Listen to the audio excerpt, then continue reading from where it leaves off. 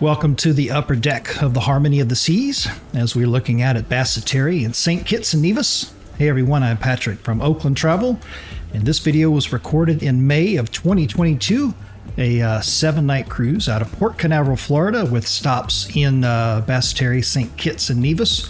We had a really good day off the ship. Did one of those short excursions where you get on the train and they take you around the island and tell you about the history and show you the sights, and you get some dancers on the train and all kinds of stuff. I got some blog episodes prior to this one on the playlist where you can kind of see some of that. So here we are back on the ship, late afternoon, getting very close to when it's all on board time. At this point in the video, it's probably right around 4 o'clock, and the all on board time was probably 4:30. As I mentioned in one of the prior vlog episodes, you got the Flowriders going on both sides of the ship. Those are always busy. And so I'm just back here recording some video, getting some good footage of the cruise terminal here at Basseterre. Kind of neat to look at it from way up here.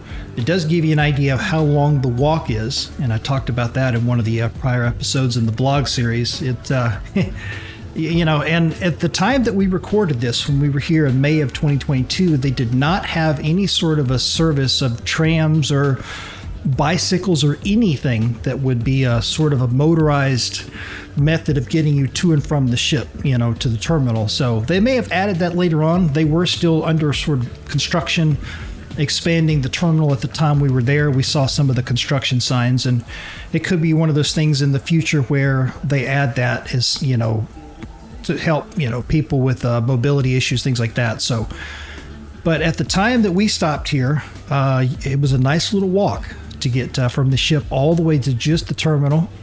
But they had a nice little organized area there for all of the shore excursions. And so when you would walk up, they had all the people standing there with the placards, holding up like Royal Caribbean, and shore excursion number 10 or 20 or whatever the number is. And, the way Royal Caribbean normally does it is you'll meet on the ship. Normally, you'll meet on the ship. They'll put a sticker on you for whatever your short excursion number is, and then that way when you get to the terminal, you can just kind of look for the people that are holding up the placard with whatever the number is, and that way you kind of know where your group of people is and so on. So, but pretty well organized. One of the deep water ports that can handle, of course, the Oasis class ship. It'll be able to handle the Icon of the Seas when it comes out in January of 2024.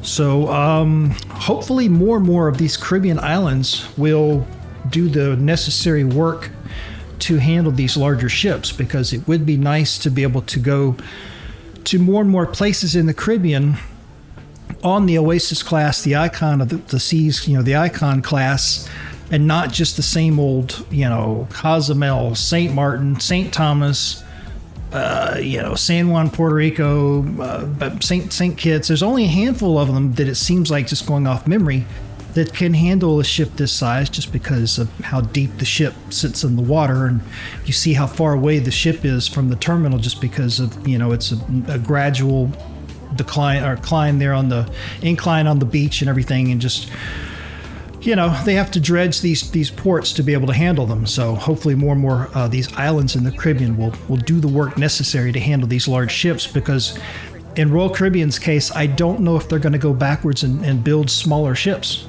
They seem to really like the idea of these larger mega ships. So it would be nice to be able to be on these mega ships and go to different places instead of the same Caribbean ports over and over.